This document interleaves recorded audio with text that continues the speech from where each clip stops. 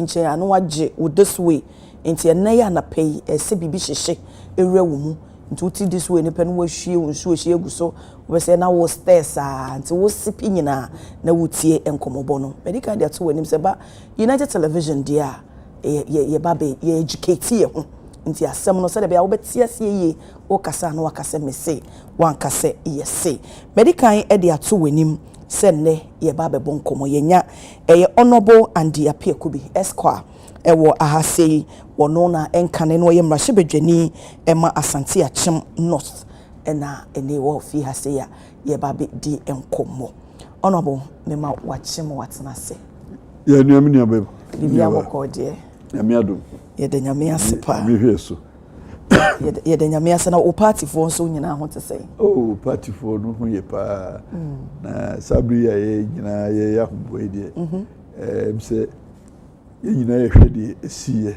ni atete no na the party na esiye eti sabri de party no emu ensem no akofom pa odo so asan ba party okay de nyame ase o odoaba isa na wa hu perifo party mu omu nyina hia atun say didi said na ho pictures babo na wo be say ombatun say didi o na trimu asem ne de obia mu nyi ni say ye wo be say abe fontenta social ni media no na ese na da mu de da ye keke o ya te ye say didi chese odo ho ni nyina ya disua say ye ku enimi o say hyase kura no kasa hu bebrebe no nya de nyina sisi musa akofom nti chese say ye nyina yisua de ye ku enimi na esi yenkum dwafo enidwa enti se obadwa so a na de wo no na wo ton a hweso na ton wo de na ma obi so ton de ebidro anwumre no no bia nya so ne kaka enti ehu hia se obese obi ansa na osusu de aton wa de enti eno ne new realization no a party no we no unse party no ehia obia enti se we yimpe a nipa ba ko no wayi na sinche no ebia no ono na be mu akowani enti party dwuma ye bia obeya a wo beye se uyi nipa mu bia na wo anya dwuma ni okay enti emi de se na sen no so penifo hu sa afi nyina hu se esese party dwuma no ye wodom na fa bia ba ye se ye nyina benya bibi ba ko ne ache sinse ye ni bi kura ni bi enti se me ena bia me wo ho a me hadwini se bimba yanku enimu a ese minyanti ase se mentwi me hu na de obetimi aye ni yie no emra me ye ni yie na emwa ye nyina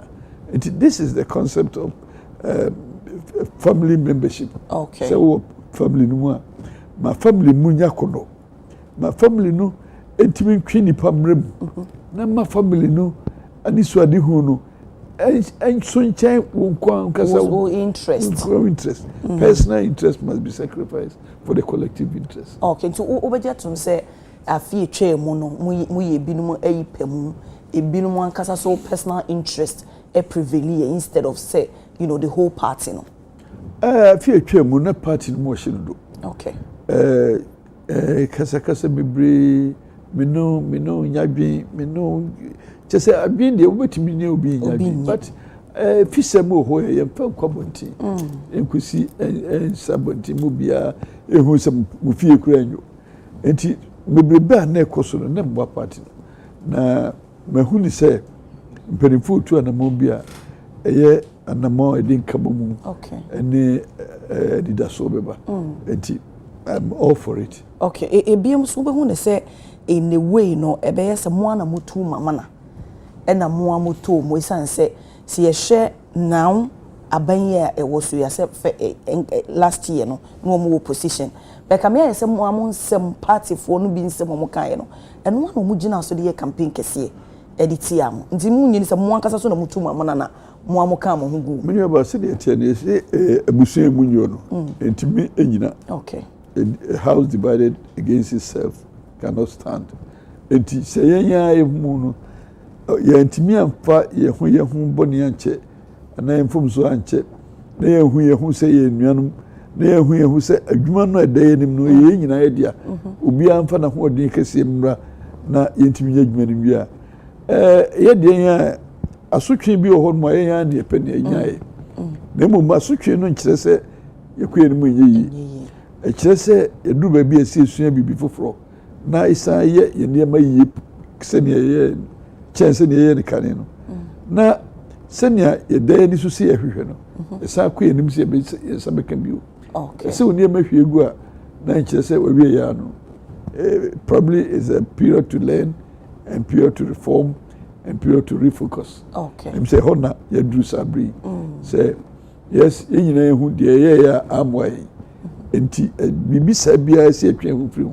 Okay. Say ye nema fufuro se ne betumi amaye nkunim dia ehia no. Okay. Me enche bia na party mpanyinfo neck ekohia ye. Menim say mo a omo e constitute that committee former members of parliament ebinomo enso so eka ho but I don't know say uko bi dia emam uko na wo no bi and a decision na moko take ye ba ye ebinomo ema ne literal meaning say to say the wo si dan no wabutu dan no woni foundation na wo si mesi dan ene ne chese dan no ebedwire gu ni nyina na se nyame adom a 31st January 2026 ena moko akwakoyi mu flag bearer enti woye mranim ni na wote mrase menim se mo wo emraso ebo mo party ni nyina enso ho ban constitution e ade ne ka efa mo internal elections no eho yo nia ukai sakrai kakra o mayiminti asim okay 31st January no mpenimfo ahye se dano na ebeto aba yepe frankatuni na ansana no July we enumi yeko yenyina be kwakuhia na ihia efre no National Delegates Conference no ni Congress no emu chichemu ewum se okay conference no ekodi nkomo for party no okay na ye hihye ya for party no Congress no na ya ne to aba no na conference no de neck no decision o mko take ye no ebedru conference no ebesesa na etimi sesa etumi betumi asesa ba nyese automatically be do on ebesesa de bi ye beji atumu na se ebesesa no okay henti na conference no ho conference no the highest decision making body neck no ne National Council no omuya na kowie the conference no okay ebesesa 31st January 2026 no abato asamo be yimu franka tuni no ebetimi asesa na yemra hemu no the constitution no National Council na ewo sa mandate no se be hemra be chetama mo beto aba no na emom yekwakọ no wo conference no na se adwenkyire foforo bi ba mu odin chensa ebitimi gitum se ebesesa no okay because the entire BC so bisasa I mean say national organizer I can say and the neck na decision mo take with regards to time about one because on the ensesa nipa bia timi sesa na dwen at any point in time na sesa obetimi asesa no and so obesesa na ekwan emra ma ho kwa so nim se emra ho ye wo emra no ho in this test ene wo emra no ho in this procedure okay anti procedural law no ebeka substantive law no ene ye emra no se wo ye emra no di so no amfa ekwan ye se so fa so a eno ye default ena se ofa kwa no so no ani emra no se so a enso ye default it is minu akuma o ka se eno na be ya well se de sana mpenimfo susu ye dia ba no but mpenimfo susu ye no also subject to conference no if you say ebi e dano kra obeken na e twusu dano na assembly besia afi na asi ye conference no ho na se conference no bibi wo ho mo a ebe ha sa dano a it misses no okay enti enye casting stone okay bibia ye dodo eye bia no eduru bi na adwen kese bi e che adwen na ho ba it misses him okay now walk us through Mumran constitution no say before 24 months after the general elections meboa. Yes. Inti nyame ya dum. Yes, beto aba not less than 24 months to the next election. Oh, okay, to the next elections. Okay. Enti danu eto aba no kra de kien no kra no eka ho. Oh, okay. Just said limitation here say you need 24 months preceding the next election. Oh, okay. Enti anytime we are from now up to 24 months before the election. Elections, no. A qualified time. So meaning say on the 31st January, no, an accurate time falling within the constitution. Yes. Oh. Constitutionally, it's right. Okay. But the other major say, se bedru ho. Yeah, prior to that, no. Okay, we mkra na ebasa. Ebasa. Oh, okay. What kind Israel ni Iran? And then also to be benya impact on voting pattern. Obi betimi aye bibi se ebi kra ene yes, from 1st January, yes, stop flights from US, outside the US, and then into US. So what? Mate. Your delegates in the US. Tie kobase dan wo mutimi ba. Enti because and I'm say international order no aba say yen suspended flight. Yen to abeja wo mana. Na mu ni hyehyeye bia se bia.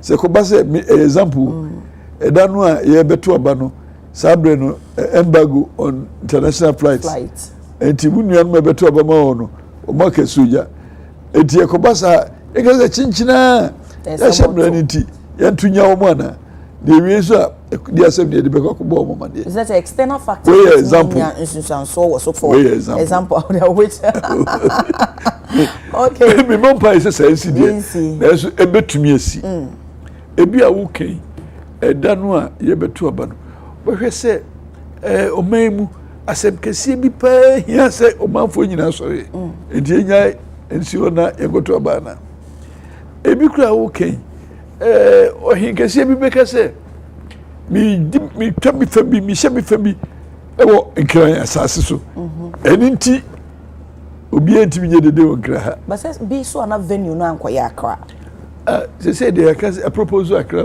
Oh, okay. Enti say a proposal akra na se ko ba se example na dem mo because it's me ebem nananu mo won kran say nkran asase so ye chef fabi nti say ya banning noise making basa e be ka say eni e fa nko kofodua na wo yi free nkran kofodua say hia ho boaboa it here time kakra okay. It's not cast in stone na minuan mu a ombeye party modwuma no eno am respond to obi Facebook posting bi say obi a obeka say ompene top down approach bia so no now we onipa afei na oba party no anasa onka party no am say look e men ka sa abie kire de watch the odwi obi kire na adwa ma ho kwan na o ka say obi a wonti ase bia na afei na ba party it's bia na so beto me party na me so menti ase wonti ase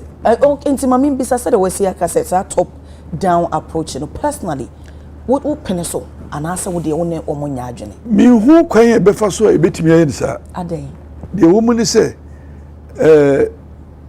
sabre ye wo constitution ayede adwuma constitution no akire kwan e fa so to aba wo your party no. Okay. Constitution ewui ye amended no as we speak. Constitution no exre kwanya ye faso to aba free polling station constituency level region national and of course federation. Sana e wo hosisi ya. E wo hosisi ya yetie. Sana constitution die. Na say ye beto aba 31st January na yekoto aba no constitution ewo satan eno ne edibeto aba no ba mo chidifo and I say MPP fo bi so eka se constitution enche report se chenchena mo nhase emfiri ha efom ansa na makosoro constitution no ekire se yebeto aba ewo national level here electoral college electoral college no constitution naturally kwanye faso yi electoral college no say omo a ebe yi omo polling station ho no omo beba abeto aba ama yi what they say coordinators omo so up to abeka we mu ato aba me national executive constituency executive omo so abeka omo wase no ho ame regional omo so abeka omo wase no ho ame national. Okay. Enipa bi o sesi a constitution na yi omo constitution na yi omo no omo mandate enso yi kame papa baby say na executives no more services here no wo time aso omo mandate enso then any so mo aso timi engine mo me to aba no omo mandate enso ye nti agisi atwan mo mandate no aso 4 years from time I to aba no and to mandate no somehow no be end probably ABC March so in July also and yes nasa constitution no so 24 months no so fall within January and yes wo mo e wo honom so wo betimi agina ama because already no mo executive data say constitution no ho say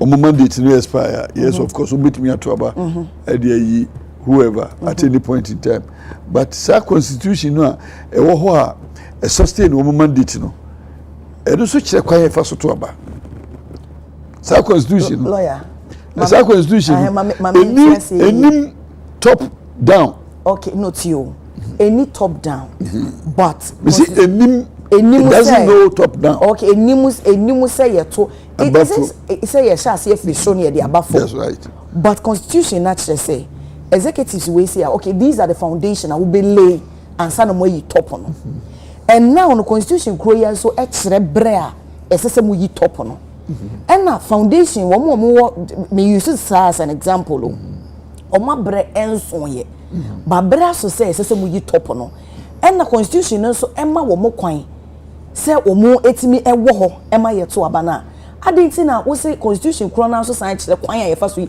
eti now no say mo koyi executive fofora are they going to join the already existing executives na that is the question that and under which constitutional provision and now yes limited or expanded election first and foremost no see a baby be a ben sakaya SSM mrano e dey sadie no e sakrem constitutional amendment. So you need to amend the constitution. Sure, because constitution it was abri no e ma hu kwan say beko ko fani pamie no beka electoral police station beko ko fani pamie na beka coordinator ho befa debi e ma hu kwan sa constitution na wo sese no ene na e dey adwuma besi sabri eno na e kire say enipa num na ye police station executive enipa baako a coordinator for every electoral area enipa omune kambom ekoyi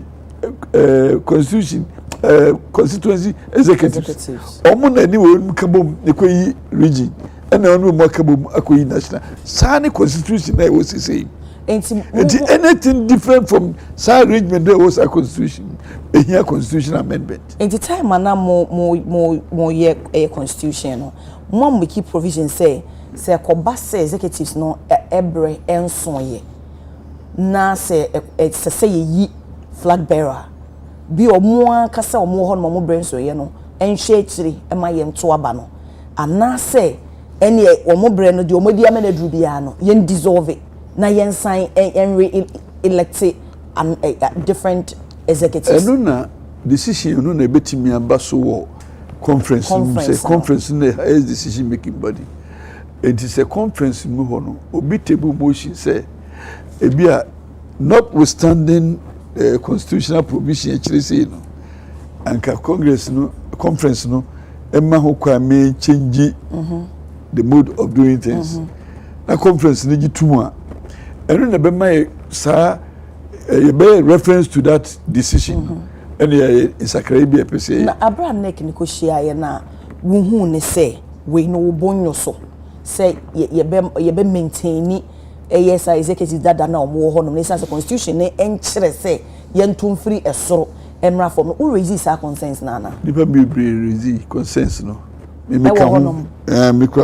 nipa be resist concerns na fe na say yentie mo asem na etu fa mo so ana the ten say it is not the end of it so ko high court ultimate decision be a untiase be court of appeal if you untiase we ko supreme court enti we no conference na day nim no kuwa bi se bi no be motion beba for us to amend some of the recommended amendments within this period that national council ni nyina no recommendation a free neck and a bar national council pursuant to recommendation committee form here no ediaba constitutional amendment committee no Frank Davis committee otherwise known enti enye mra sese yo anye se ye conference no na yeji etum but ansa na yebeji etum no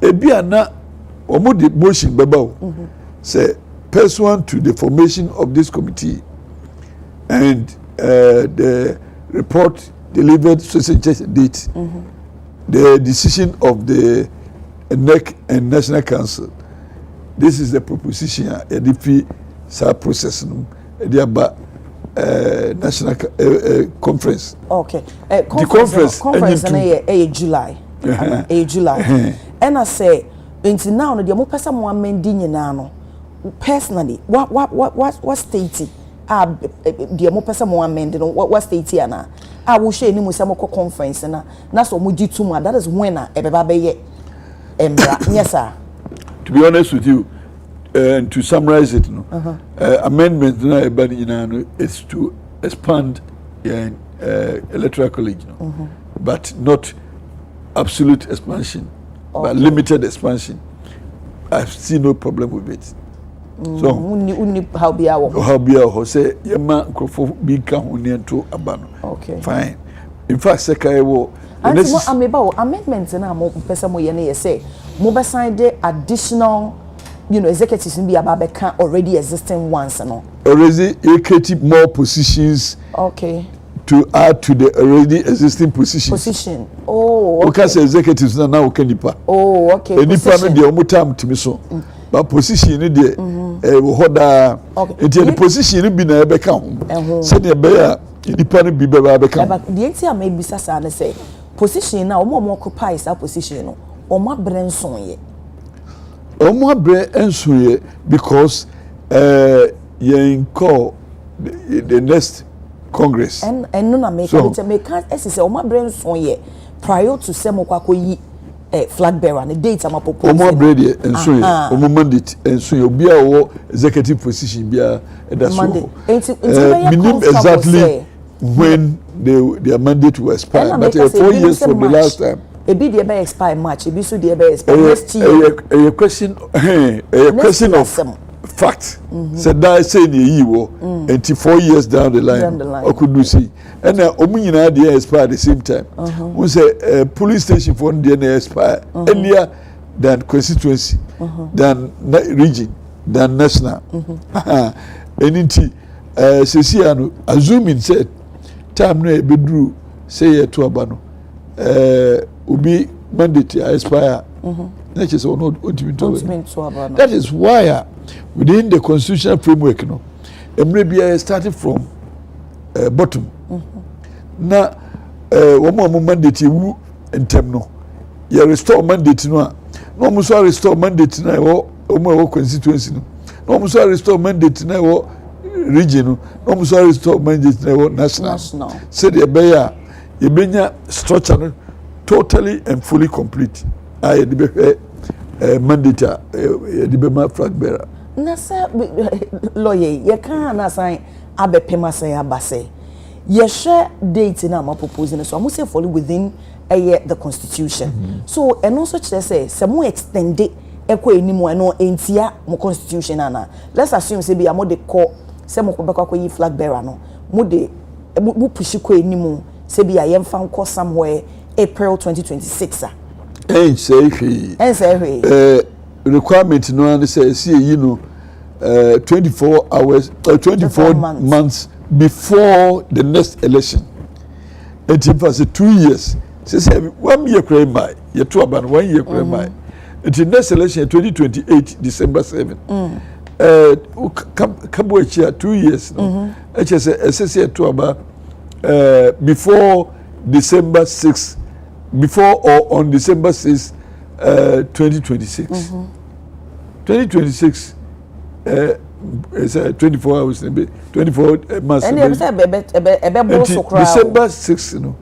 2026. So time no. And SS bedu ho ni atoaba.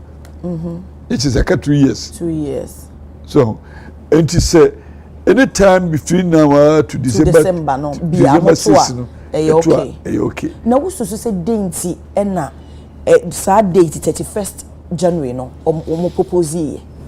Oh say a ban say proposal the ultimate ba was you are within the law no the ultimate ba and the proposal the by unlawful.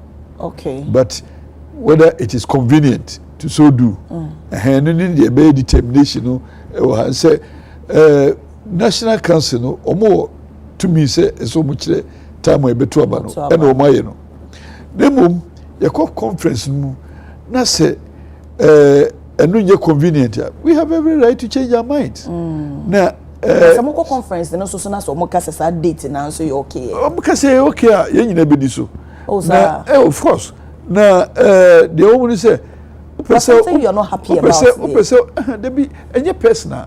Okay. And then session. No, I know say any personal, but I mean, session. So one person be won't tell you, and now when you you develop a superior opinion and share that with them. Okay, but when develop a superior opinion, I say chances are that you will win other people's mind to support your position and change. And others' opinion also so actually say. I say date number proposal here no to do that to favor one person our war a race no. You cannot lead me into temptation. And I will not be attracted by your fiat. Hey, temptation may you honorable. Temptation Satan and work almost all opinions are welcome. And you know when you now be actually na dream be a proposal no. Watch them so say moko conference and so na when him say yet then I be proposing even what he has to see in so so opinion na we so say there's nothing like top to down. Yes, as in this constitution that we have. And you know I just say I amend the constitution to allow for that mode of selection. And to say, be no opinion, I say there are so many ways of killing a cat. It will be the base bottom, a bidia, a bebono. But Nini Nemona se coco see, ye quaco ye a flag bearer. Yes. Sending a date in the end, me bisa say, Binum's opinion, they say, a favor ni pabako for. And the own opinion, no. But maybe who say, this table preparation to the elections. And yen ni pabako. I don't see how that will affect one person or otherwise. Okay. But maybe you might be able to say, yeah, change your way of doing things by way of leaders. You change abruptly, sir, and I change suddenly, sir. I hear MY. Is it sudden? Say, all of a sudden, unknown to us. You see, you go to a Memphis room raffle. A new proposition. A dear in a beboy, I say, answer versus a dear name way, I say, answer. Your way, we know options, no me, no, where balance of convenience, a war, any you swear no. No, busy china, yan sadia, nay yan, ye high. Me, mean, Nick can be as me advocacy against any one person. Or for one person when it comes to constitutional matters. Okay. My constitution, no, and no, ye, mre who by a maid be a dear per se. Na say, yes, sacremo, sacrano, MY, yenya, ultimate no, not ya, my home. Okay, is there a possibility to say, Muko yi top na, see ye flagberry and sana? Ya but down ababe yi other occupy other positions no so so omo de ne babe yi omo flag bearer ne betimi nya influence me dey be person make say your constitution we here we there e massa kwa no say you yi top bi ansa na be down no sense so e be ne sadia agisi aye amendment we constitution mu e be me esa facility no an amendment no na agisi dey conference one e be say amendment na constitution amendment a new constitution amended form of the old one and a beba after the reforms. So new constitution never made a prescription as to how to vote to select our leaders. Assuming says a new constitution aba na my mandate no. Now don't forget say the new constitution, the amended one, will carry also the proposition of expanding the electoral colleges at the various levels. And he said, once electoral college is expanded, now new positions are created. How do we fill those new positions? We have to vote. So how do you have electoral college for what they say, a police station? You are expanding to add two more people. No? How do we get them? We need to vote. And for anything at all to meet those constitutional requirements, no, we may have to vote from bottom to top to create the electoral college. So constitutional mandated. After conference in NASA amendment, so maybe majority, no, I can say we are okay. E wo mu say to say the oka no constitution no baby any one match say mo tun free esoro emra form. Is it because e bin si da munye bi sa da na say constitution na nka say mo na kire say mama tun free so constitution no mu kire say yen trouble ma police station for we are trouble ma coordinators we are trouble ma constituency yamba region yamba national sana constitution we ya ye ni yedwuma kire na say no position so expire so mo da so e wo ho no is say me remember the woman say wo ka oketrema na wo wi a o mi na bia say wo wuti obusuam na wo abusua na wuti mu no wo pese personal interest bi and sectional interest bi ebeka collective interest ni sha so who say we are what trouble how to amend relationships before you take a move any pa na pay change based on sectional interest no e den yara ebe me kai say bra ye law bi na me ka say law ye the power she obi nsemu civilian appointee bi nsemu yen subjected to the authority of the courts. Say court na mouse power no. Court na decide say exercise that power. Mekaya mpenifobia na wo parliament o mekaya na say me be a practicing lawyer. Minim tamwa obi betimi de adibone. Mekaya amfaso amaso. Me peni nkra ka jebse antitrust ni nya de no ko. Enne na say wo mu use sa power no. Now unfortunately no yenya na person ekwe power no. Person yen crop for na echo. Ye di mo. Because when him say that's why no be your interest. When him say wo hoyi. Yoko Act. The police powers. She di pe bi sa a mo police for. Power to arrest. And then I become one. Say, let all be subject to the decision of the court. As I say, Yoko boss, or Bado so bet you say, only because of Enti so wo share a pay mo party no na. Enti ebi ho wo yemra. Na do ani to apia ku bi so apia ku bi pese mo twena so. Wo be hwe na apia ku bi adoje. Na consequences no. Enti you don't legislate having in mind a particular object. It must be for the collective interest. Then it means a man for opinion or more can you honorable no correct. Because the workers say woman one kasa personal interest no override the whole constitution and as even party no interest.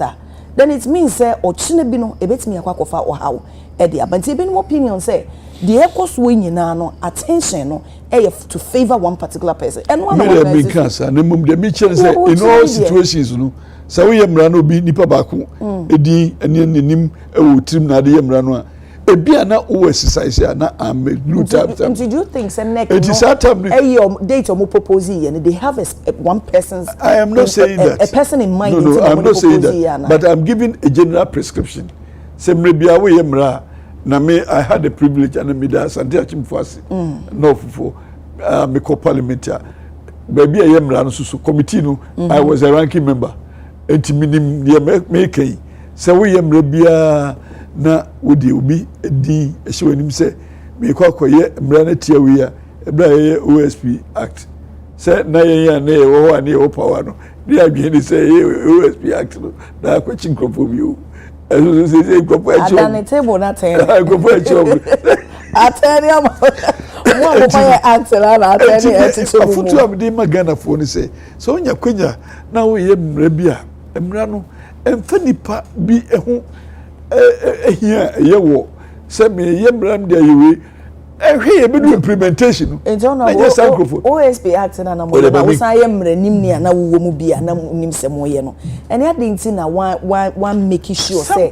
it should be a genuine thing na munya will be in mind. Sometimes who parliament when now come from the perspective and not from your practice background na parliament you couldn't perimu now obi a wo da we penny wo da no ebi kura na won nya da jintie na wo ka as a practitioner hwe it means say you bully mo e wo parliament be say bully but e was seniority so na say you senior so kan na emwa eno na say yesua de na me ye adwuma parliament nyina na me parliamentary independence. So me if I had gone back de na me fighting for it as a parliament must be parliament. It should not be a post office. Executive no ebetro bibi ne ba ho ape the next morning it goes as law. No, it must be debated upon, it must be improved upon. Nature say value addition no a parliament here from executive proposal and no na suppressed because of the numbers of the executive no and yet majority carries the vote executive the idea legislature where a opportunity for us to do the corrections and add value and also bring out human rights inputs into it. Ebi a omo aye drafting no na omo ani da omo target bi ebi a target no na sacrifice possible human rights abuses na dey bye ya na mo pass na ko no ebi o hono mo executive do ade bi omo ye na nye in a particular case who said na ka bibi se bibi nye enti se bibi nye budget ba na budget ni nye bibi nye wo mo let parliament sit as an independent body and add value to that. Now in most cases no assembly free executive ba pe na say executive no numbers of parliament say echo and at the end then also no right we the citizenry no ye na ye be face the consequences. That's right. So it is always important. It's always important say parliament no as I say independent some winning from executive influence no na eba say mo dia eba yes ye trans and in any case Dr. Ayini ona now ye chairman of subsidiary legislation committee na me ranking me from the opposite side down so na me no ye adwuma bom say obi the bill ana legislation bi ba yen frɛ omo affect omo no omo so fa yen serve omo copy omo hwɛ omo fa omo adwemra and sane be yatumu no we had to send them back many times to consider this, consider that oh enti eba se ba ya na mo ahwɛ mu ye na mo de kwa ene de hwɛ ga na ha ye emra etie nipa ba ko dawo. Deportation of Amadou Balungu Act. Nipa ba kupe. Ena certain president no o ne bofu no. Eso yiri free na. So nipa ba kupe. Ne aye mra no say ya pass pass some mra no so parliament. I say ye kwari free and for the kotogo. Nti mo deport we are now what next? You see? So what was the essence of that? Eniti eno na me elections say executives no ye bibia legislature no na supervisor if you like say mo ehwe the executive ye say nia entia omanfo na ya hwe ye na esi me wo party A party B na me na mo majority nti wo mo de bill biaba enko neko eno na de man say ye no eba until let us ensure say parliament ne be ye dwuma say sometimes it's necessary say superior argument and beat executive propositions na ye who say they are acting in the interest of the state, not their personal the office of Attorney General and Minister of Justice. We never back on echemienu echem back on say ono ya ban lawyer say prosecution be a cause ono be prosecute, but he forgets say o say a Minister of Justice o necessary but ma atentene so who any human rights who the same person no na ya na ukwe court situation no ayehu no Attorney General na dwinu and say me prosecuting forgetting say or another mandate to ensure the rights of the person so betimi ade it is obi ho yenye investigation obi be report wa say me say na madam ha say baby utwa basum wa na edika kra be chew ya chi wo no ye do atum na ade achi it happens all the time na so we compose ye che no lawyer won to me chairman won to me wo kan time wo kan say OSP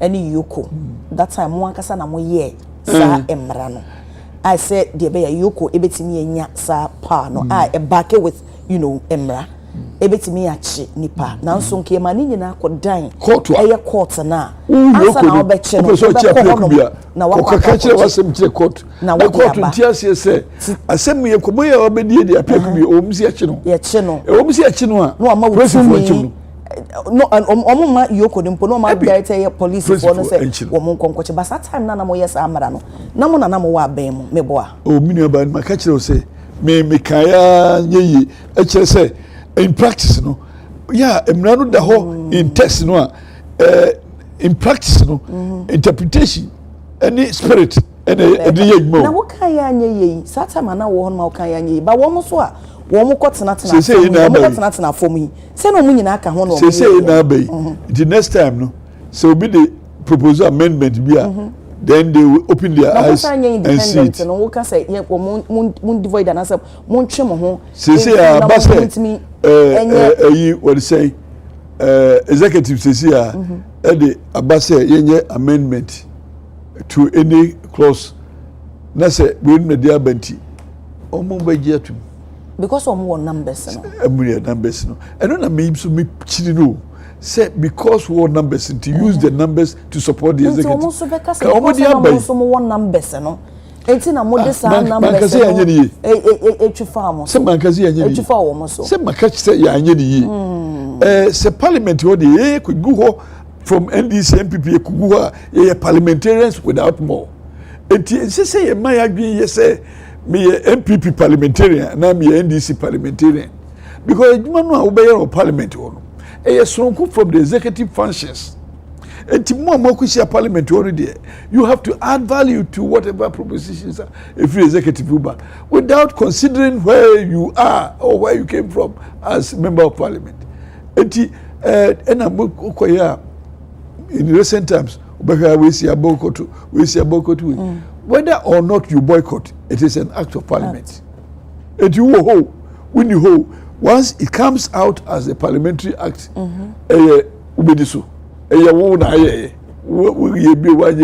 parliament of which you are part, and it is better to stay in there and do your constructive argument and make sure say you are able to carry the day with superior argument. Now, unfortunately, no, such superior argument say argument is based on partisan lies and partisan support of the executive, which is wrong. So even if Adiana papa nas bone krana na it sounds I'm not you kwa NDC for Baha NPP for who say bone if the MPP for NDC for who is everybody, that is the bane. And yet, examine the test of the law as it comes or the legislation as it comes. Now, baby, and without prejudice to baby a free bar as NDC or NDC affected because it is a law for all of us. Now, application of the law, it doesn't discriminate. And you can say, we MPP ninety, you interpret the way NDC. And once you construct wrong one, it affects all of us. Most of the time, no, wrong enactment, no, Ti achemo. Enti achemo. So o client ho chere no. Enti achemo. No, but the first year nche wo no for bebre ne. Ana o market o in a rumble style. Na ya achemo in a rumble style. Ni ade nyina no. Me I don't call it rumble. Ya ma powers of arrest. Na se bibi aminam na se o suspect se my body na abechimi a. It doesn't give any prescription. Say, betch me on my bedroom, and I betch me on my living room. Say, betch you there, no power to arrest you there. Baby, I may here be. I can exercise the power. And that Rambo style, no dear, me no money because the law allows them to do that. But what I'm suggesting is, and can you subject the law no through the court system? Ebi a wo ye yoku boss. Medi boni you person chimi. Court ne ko boni kro na medi ni chem. At least give the background and justify it so that the court will give an order say appear could be mum chino. And the order is directed at the police. A police emecho na yemfa umra na yoku for me bo kwadu. But when you yoku for no man ka beti ma chi odu akwo baby o. That is what I detest. So, and not always the case. Yoko no nipa no emo power no. Executive director, deputy executive director. Omi civilians o. Omi police for. Omi police. Say na wo kan sense mo aso na mo ye emra na ntie this. Say me ye critique of the law. Anti civilian sabre minuaba ebi anam no na ma kire ha say na papa ebi so be say ko no nam ho. Say akwa we ye otwidwa manem. Mum pese bi kaje na mo kire be. When you are joking, oh, there be another where the Omechini is of interest of the state. The determination of that state interest. The determination of that state interest rests with one person who is sometimes not legally trained, not a security person. That is where the problem comes in. Because enforcement, the man obia. Only emra ho nimdia ochina na ono mom ne personal interest no override state interest enti any penti say woman obi mandate without restriction bia limitation bia obetimi exercise because in all cases there are some cases obetimi exercise beyond the prescription of the mandate and enti say careful mediums they make can say se wo mrebi na wo ye mrebi de atua wo ye mrebi aba ya nwie ho se wo de tia obi ya nwie ho se e de be more advantage obi dwen ho se wo nso ebeti ya ho se wo ye de be boa ye nyina na at the end of the day no se exercise a na se munisa ebi ana tama wo pese ntia me no ebi ana mrebi abetia wo na say fair. Who say fair? I see. Now, you share nipa dodoa. Nim se men kana so mo mena support. Efasa date here propose say impo. Ye kokwa gituma. Kwan be so e na mo be fa so. I'm managing my way through another some voice will be heard. Na bia de momo pese enka eba ai dia somdue because who ne say ye bie electoral college no se mo make amendment na say be position no ebi ba be kan ho na fe mo de koto aba ne de wo ye okay enye sa yes de tie say enti me bo enti se ko ba ne say a man sa ne bia de binum so of the opinion say obi no ambition and any interest in internet e ba be suspend party no interest e de na obey. In fact, these are your words. these are not my words. I will not adopt your words to give the answer. But the mention say I will be general. The mention is a crime wo ye conference no wo mo sana any proposition no enya adwen no. I'm not saying say a skill towards anybody, no. Proposition aba. Omo any proposition enya adwen no. They can also file a counter motion. Now, my main share experience be from the party conferences at my part. Most parts, no. You call conference no. Motion no. Propose amendments no. You propose those who are in favor say those who are in favor say no. Omo beka say no no.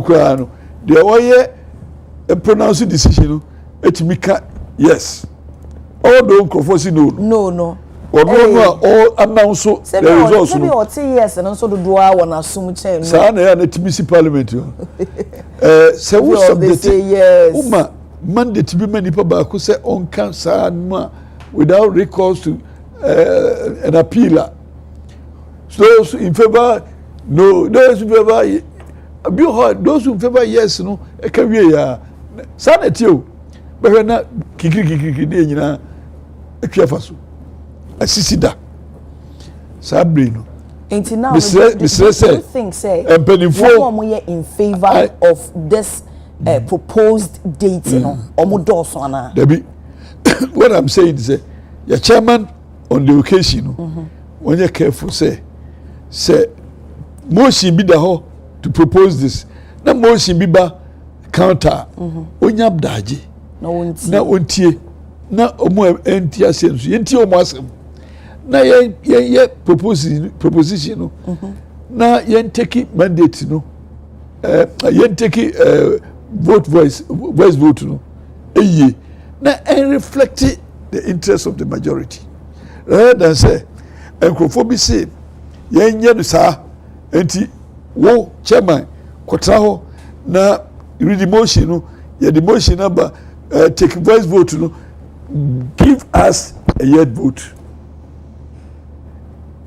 proud to say yes ade no na man yini nyina show trim say I'm going to retain a yes vote and anyhow no I have to scheme even if there's a lot of no's krana once a me ankasa ma position myself say it's going to be yes and it is yes. So voice and do you think says there's a possibility I see that I'm referring to history I see that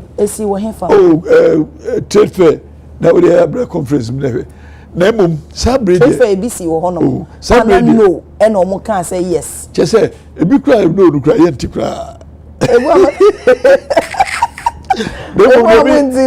and I'm say no they be proposing say no honorable no na yes na monte kra so na ya be yes and no na monte kra ebi ohon mu a eni bia motion nya adwen ensesi etie kra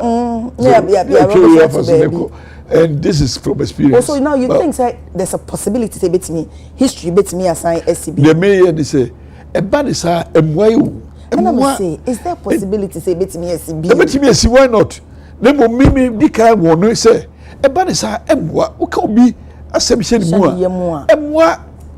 emwa let the person lose fairly or lose failure or lose kura no na wode no won mu ode beboa so nim say wagia tum say nyo no nesa ama man kama sem wo hoyi ani asem no enti I'm warning say any situation we ka obi kasa bo be hye ne yem nipa no ono omunya adwene da ebi su kura naka odi fo so let him lose fairly now what we say meaning we lose dia you will him say say but me enkwai na odi ochira ne ko okay na say we see odi utumi bi awo betwa fa no so a tumi no enkosida kuma mu de wona kuma mu de wo ho eti bia na bone so wona kuma mu o ko no hwe usan ya de no be de no ubede no do de wo it's important for us to do it for all of us rather than to do it for Apekubi. Oh, intina eya me nso ana maba bebisa se na hwan na wususu se ye de ama na mo ye for mo nyina Apekubi. Na wo are you a flag bearer hope for? Me say mo ye bibia ye nyema party no ahoɔden yɛwura brɛ champon afei na meka ne ho asɛm okay nia ehia no pa ne sɛ party no ebenya ahoɔden na party no akɔ n'anim na party no enya power okay na party no power na yɛde ayɛ Ghana yie okay asama waka sesie se nei wo hwɛ ɛyɛ the Bokrata na de kitam sesie a ɛyɛ the new center me hu ɛyɛ yɛwura dutwum Dr. Mahmoud Bawumia Dr. Brian Champon honorable Kene Japan any engineer kwabana e Japan omo ho out of sa nipa enum yi omo anim apie wo ha sei what single out e ka ɛyɛ Dr. Brian Champon asem say de nani so ade hu pa na se party ne betimi agina yie said the be 2028 the dem ani so no e betimi abam doesn't mean say you are in support of Papai ne vision and the mission say opese or J or two Frankama New Patriotic Party. You mean say do 1 second grand make say yes. Oh. Now yes na make no che say say ye ade hia ye MPP pa nyina ni say e say nya power. Okay. Any day adwuma. Etini pa obom di nyina me process o through my mind. The di kan no why ne betimi age power na mai. Ene hia pa. Okay. And yes, one and who fair one, and me baby friend beside me, be said, and Crophobia Dicaya, last year, Cramoco, contest, they are known. I'm saying, Yanko Ponsa will be so. You found a free position of obscurity. Okay. And in Yanko Ponsa, what Dr. Brian Champon so? A bra, Yanko Pompo be amnedi Israel for him. Not penny for who.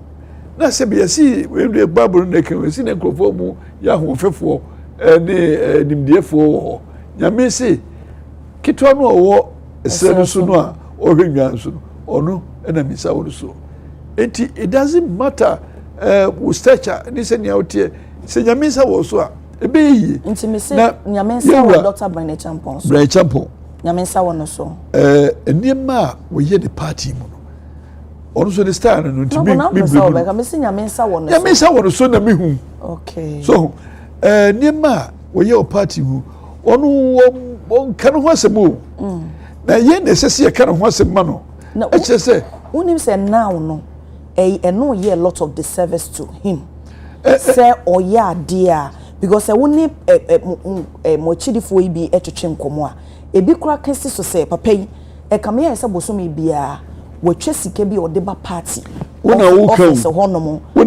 to make catch that say support me yesem chiro ni wona woka me catch that say eya no kore inti di nti na all this one no obia wo say ne otio obia wo say ne otio because me nim say bi say o the room obi say am no ka say Nkoko Sports Stadium so what you want I think so National Sports Council for a property Nkoko Sports Stadium okwa football club so o si enso so wo kan eye ne yesi e kama no because ono wonte sa na no ko kantamanto ho hoshi ye no a nkofo edi dwa mo ho wa ho chirimu okwa oni misika de komo ono awanka o gota na ho no oguso a wo ye cement no wo ye oguso a wo ye cement edwa na de ama wo mo kuma se and the Quena Mohubi. See, I'm because architect for a film de omo drawing no eba.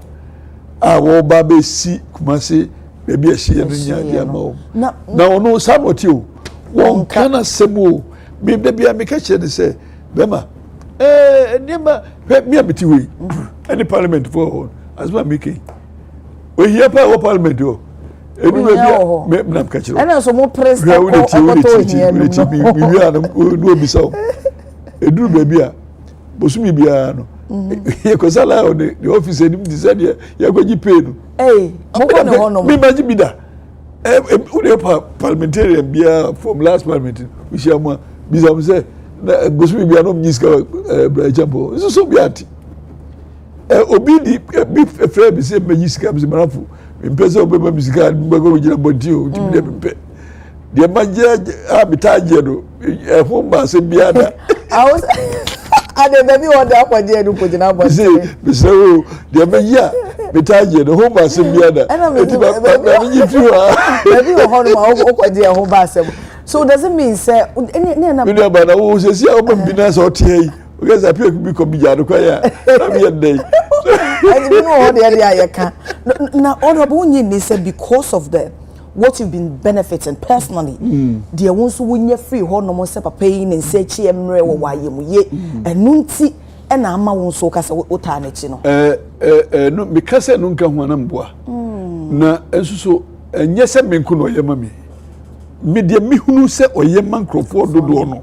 Eno na inspire me. Kwala bi wo ho a minim pa se o sponsor o mo wo school mu ni ade wo ye no bebre kwa ho mo a mo ba bi na se bi ni na bi wi nam kwa yi ho no na facility no a community no use for deba grounds. I'm say na we dey ese branch chapel. I'm say hey 90 would people so na ye step kra wo ho o develop for tourism. Me make ni Rock City no.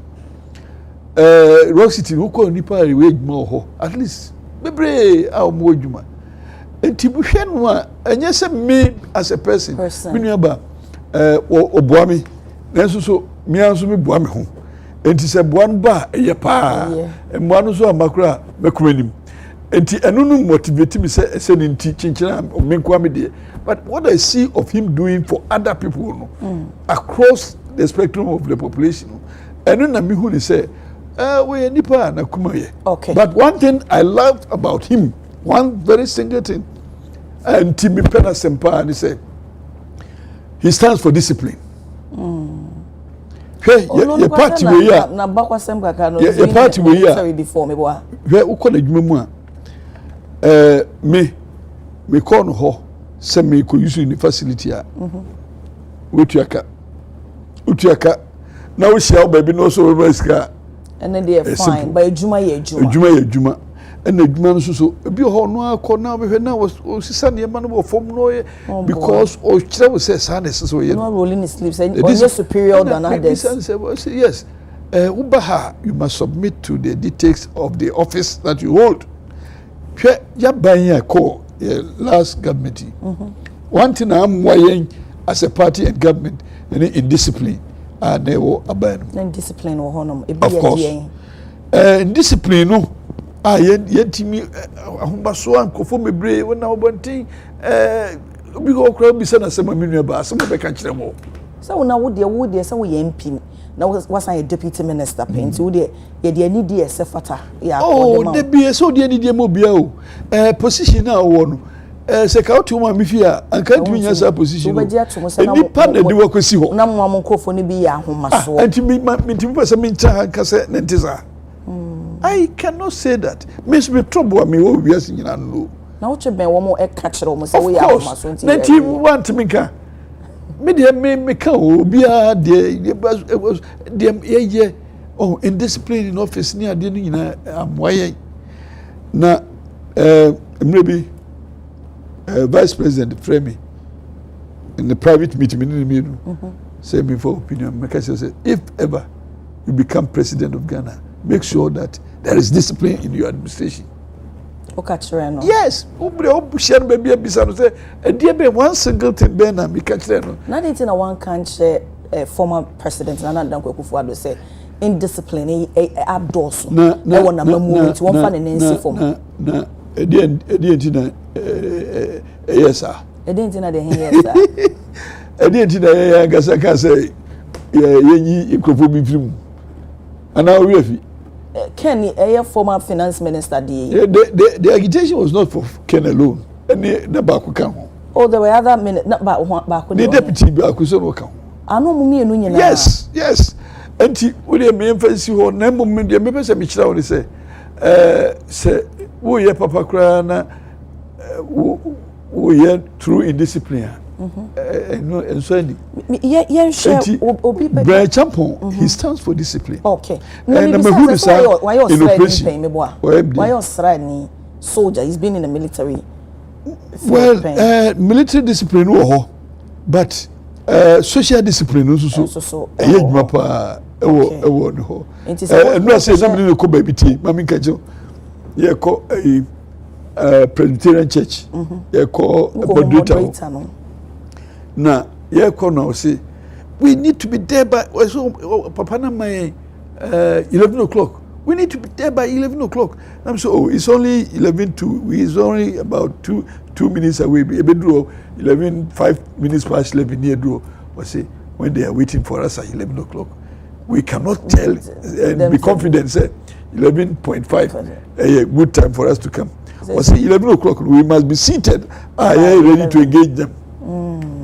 It is a wish to share the word discipline. Now we share Dr. Brian Champion, we share discipline. We share discipline na me say me na me say we be na anko here right in your face. Okay, me person we use 3 words to describe him. People centered, very good heart, very disciplined mind.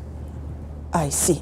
Now yen share eba eye party na enra eno mo de krata bi epi abonte no mo kan se flag bearer hopeful for nyina nyame ya dom on the 3rd of July wo mo Asia eye mpanyinfo bi o watweniti opese okwa akensi ne bia na ni nyina yes te se de discipline asemo yin sa yampia to ni ade ni nyina wo mo kan ye no ensi ho no ma wo mo san ede eye Bono chairman Bono regional chairman Ora popular known as Abronye. So about Bishia a disciplinary committee. Do you think say womo sijina yebi ewo papa yi ho a se bia ko ba se bia enyanko so de but we are just assuming se bia ya twena sensen ana say ye the punishment bi amana ebetimi ama asomdwe aba party no. Oh, minimum, it depends. You throw court to an inches for. Now, minimum say, your friend, you could do one more on Subinia Quenya, no, you know. At the end of the day, no, say, body no, a discipline committee, no, who say, they are switching be a manua, and no determination. Interestingly, no, Omo sanction system, you are forgiven. Go and sin no more. Suspension. Emubia say judicial finger no credit chance go and sin no more. And so you are switching. Okay. Enti nipa ho adwuma no wo ya na circumstances alter cases. Enti asotwe no de yentimi determine o ha. So be the phone so yentimi determine o ha. Aje se nyame aboa na ma ya frɛ no. Na mo be constitution and MPP constitution. Maybe over constitution hono. Disqualification of members. Is it in right direction? Oh yes. Say ntimi nu betra hey. Ebi no kura pa me ase betimi afrɛ me. Ya frɛ me a ebi no kura pa me akura me nim se mano pa me. Ntimi ko nam se emperifo bi a mano ne pa me enye boapayo. Boni no ye de waye no any state of mind or the enti bi ho a na maye boni o ebi me be maye boni bi wo nim na so na madwene enhyɛ me sɛ me ba na me boni o ebi a okay me ne me ba bi na ekontoko ba bi na me dey share me do ha kra bi good morning kra man ke me a chero matrase ebi anya madwene no.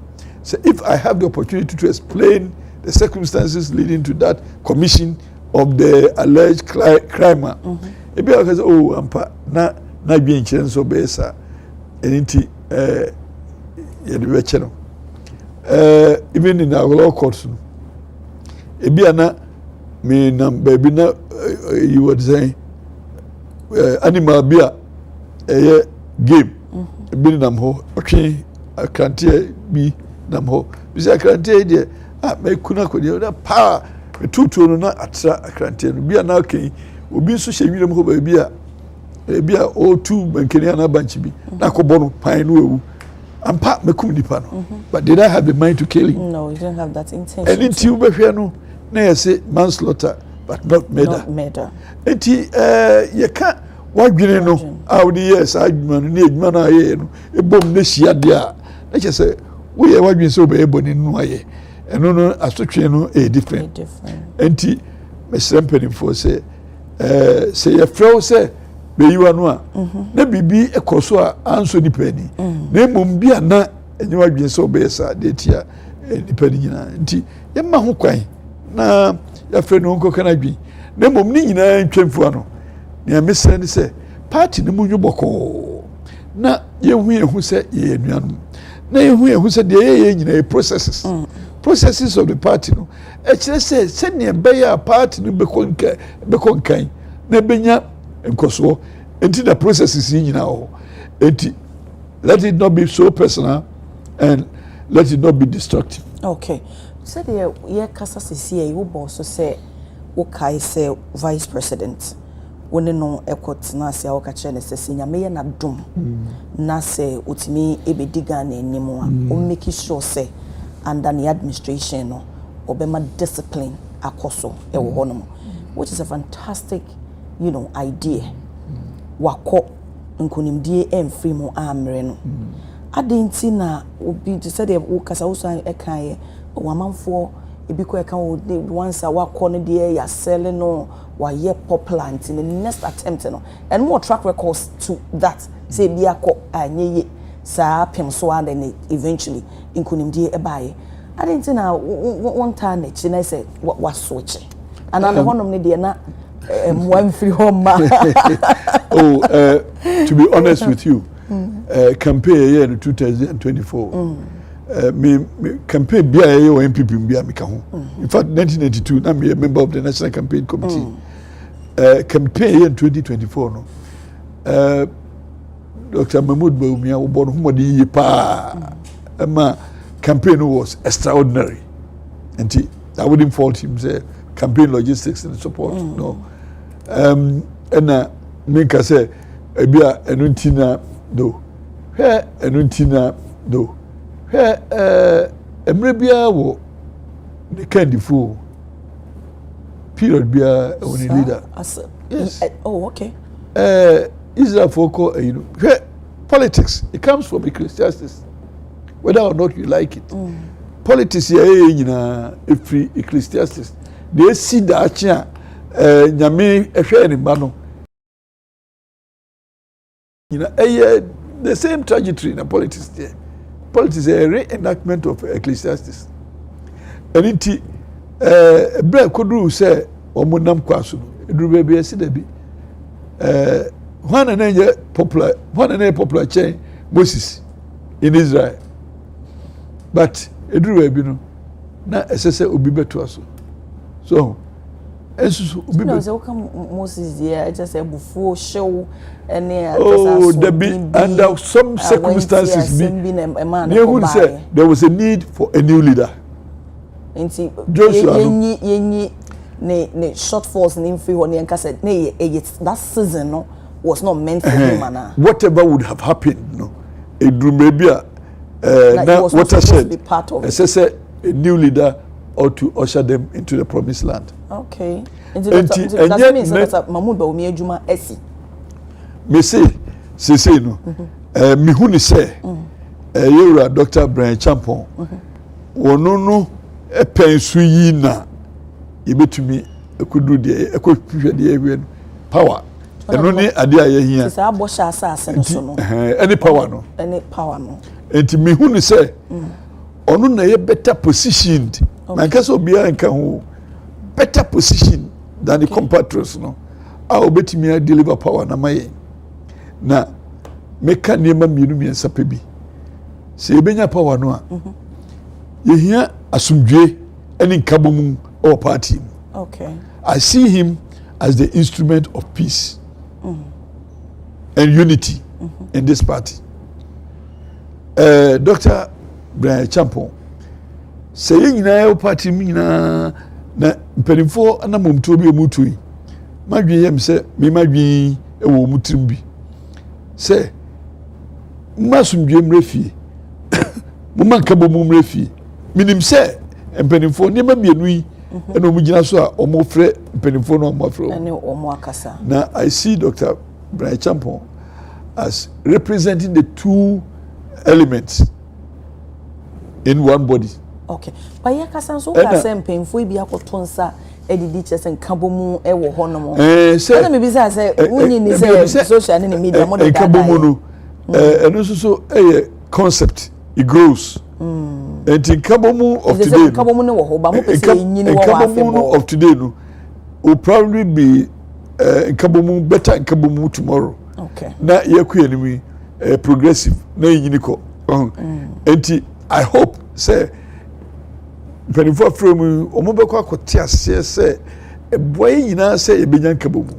Eboy nyina se ebenya asubje. Eboy nyina se ebenya dissuade who focus, we should focus on one thing.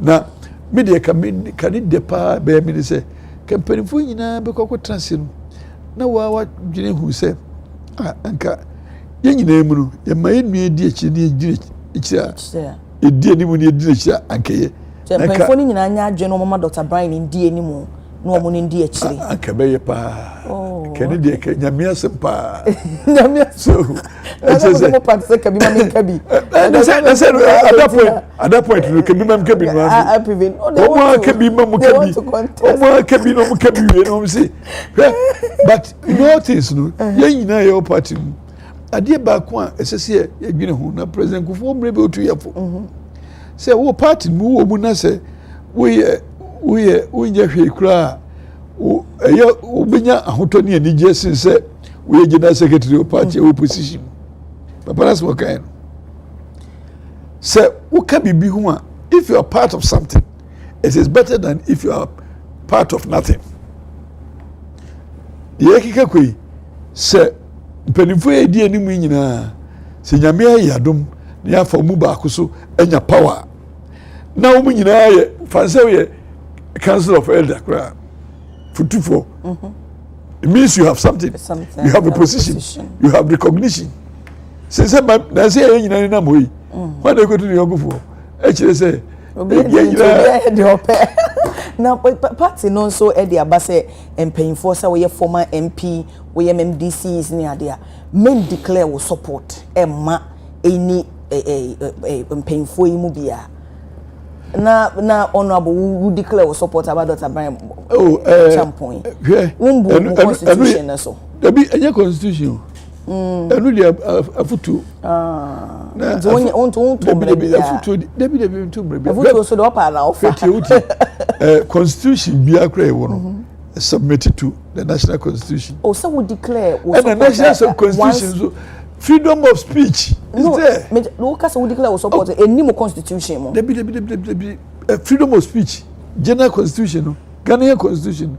Oh, say okay. It So promotes, okay. And yes, it allows it. It promotes it. No, but say any institution be also war or no so the constitution subject to the supreme constitution. Subject to. Even if some constitution no kind of once 1992 constitution no more promotes freedom of speech in there.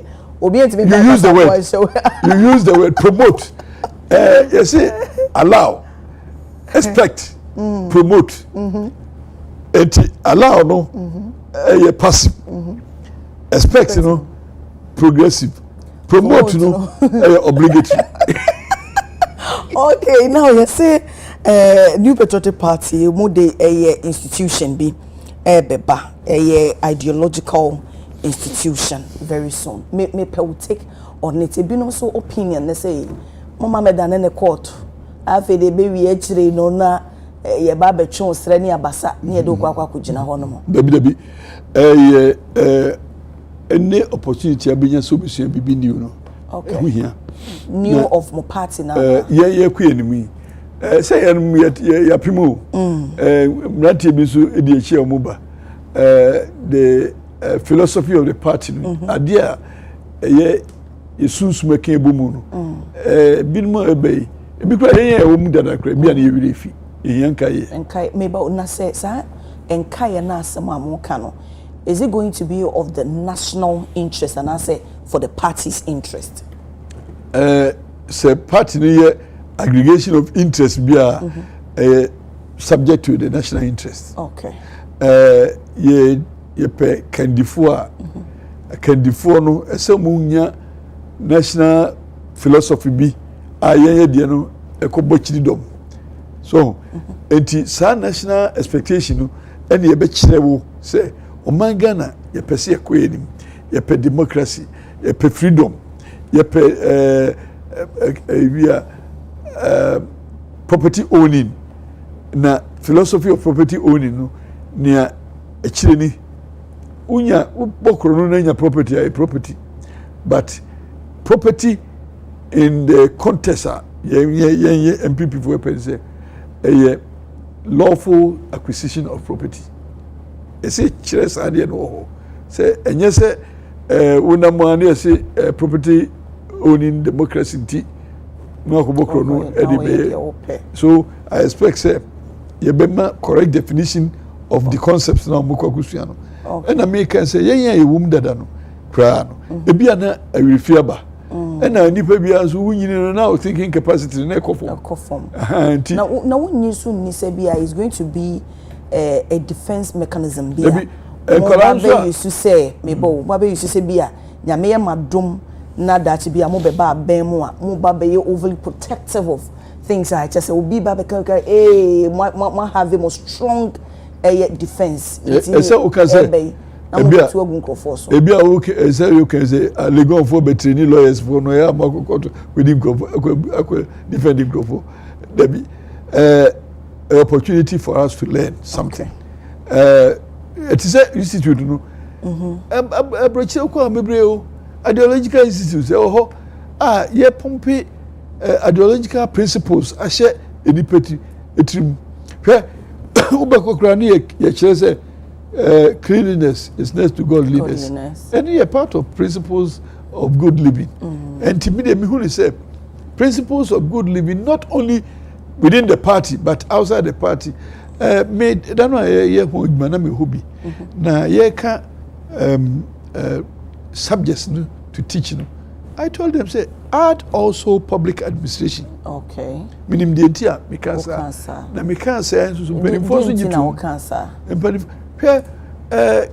party no na ye nya power ye de nipa be hihye aban adwuma mu na apia ku bi mitimi biansa apenu afamnam de oduma be hye ho ebra minim the expectations of that office ese me who say enye me papa adwuma na me ye aban adwuma so the difference between me papa adwuma no na me adwuma na me ye no ene aban adwuma ese obi kire me ese me who say adwuma me report to the person means me fa me pen ye bi public administration I don't know from me go school no instead of public administration me go see business administration MBA no business administration public administration and the public administration no menya ho akwanya no me kura me bi ameko akosua bi na daachi bi se bi am public officer na me who say how to conduct myself, how to run that's the business. That's public office they work so does it mean say you were not able to manage it well? No, I may do it even better. Okay. Seminya this new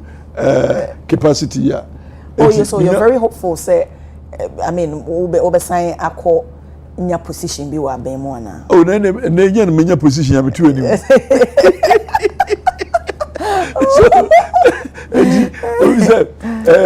Maja bibia ya da bakota bibia nsa ka disam tuwe nimde enti ebia o kire bi no no asa afre bibio ebia megano na me more endowed with the mikokusi enti an opportunity for even young people no more for the better there no better bia na ya frame dia se mi no ti hoi se wo hu bibi wo mi mu se metimi so a kire de bia mi krom ho mi ko aya na mi ko kire nkwala di SS sometimes I teach them because you say minim bibia kura twi nkwala dem nim kanti obetra mo twi obaso ye brani but sometimes ntimbrana so aspect me wo ba ba kire nkwa the excitement dem kwala no was say ukura wa ba begina classroom a wo kire mo de no sure because they always see you as role model and na me kura me ne professors go university bi o mo professor for bi o mo ombeto mi school ho ebi wo hon mo me sukura me mentor mo and me catch you say come out of this academic so called pomposity na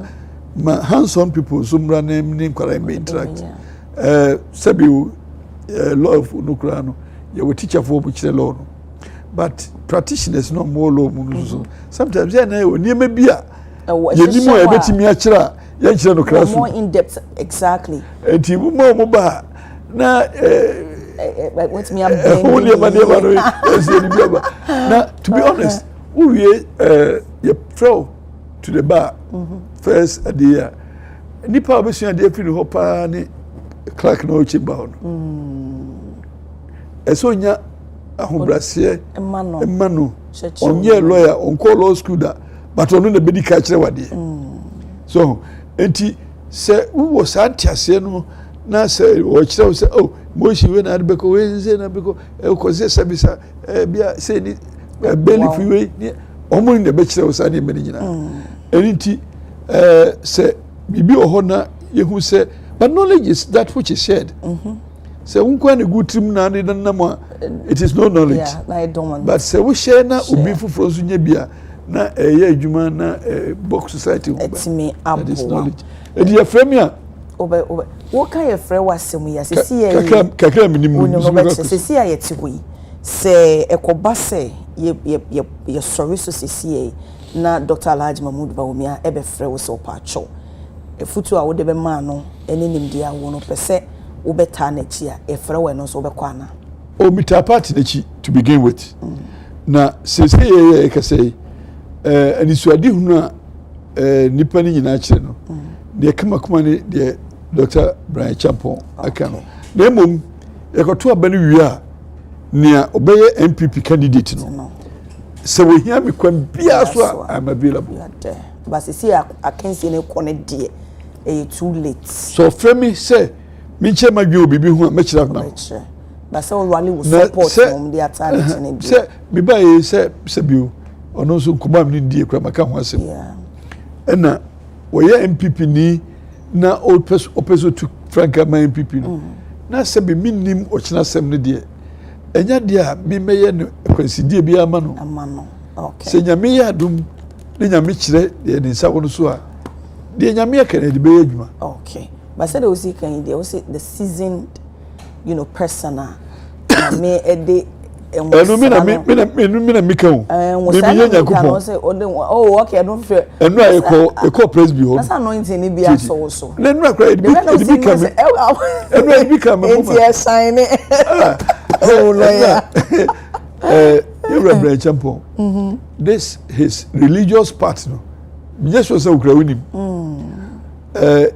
ade I was surprised though ade honma uko be hu say YPG onu kura baby no bodon wo ayiho mile 2 ho praise be sorry don hey da ko hona so for an example so sorry don ono boss don ba process I see so we part of his life and now so you call moderator hono moderator kan ho asem support of the church no emma adwuma o ye wo asori mu moderator kan ho asem na ade ba ko ye me depa so ne say enu a moderator so nkomodie na odi kire no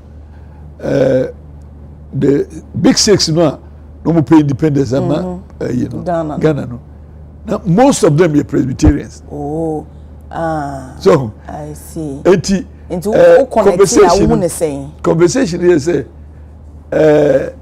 contribution church no the national politics no it started from there okay into me just say o connect na wo ne say the adri gidiefo nyina esemo say yebra Brian Champon gidie no a wanya eni ebra wobo ena he's a man of many parts when no ekoyi ne asofo mpa boy esire Nyankopon ma no se nyame omfa no ntwa kwan yi na mpo bibi na ebeto chima nyame nyimfiri ni ma no okay na by some divine intervention ono ano ye no se dabi be a Presbyterian you see sabi openfo se ebodam ebo fifi enye fese na sorry for say na ebetie no from se o ye say